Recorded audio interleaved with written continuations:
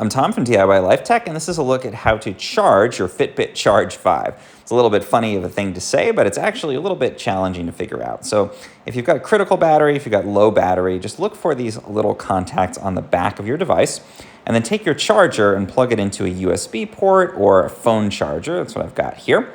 And then I'm going to look for those little metal pins on the charger. Make sure those are aligned with the metal there, and you can see it's actually magnetic, so it'll just snap together.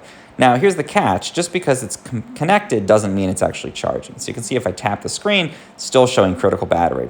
Make sure to move it around until you see the screen that indicates the battery is actually charging up. So sometimes it's a little bit finicky, and you might think you've plugged it in because it's snapped on magnetically, but you're not actually charging. So make sure you've got this little charging screen. Once that's done, you can just leave it there. I find it takes about an hour to charge fully, and then I usually get at least 3 to 4 days of battery life out of it from a single charge.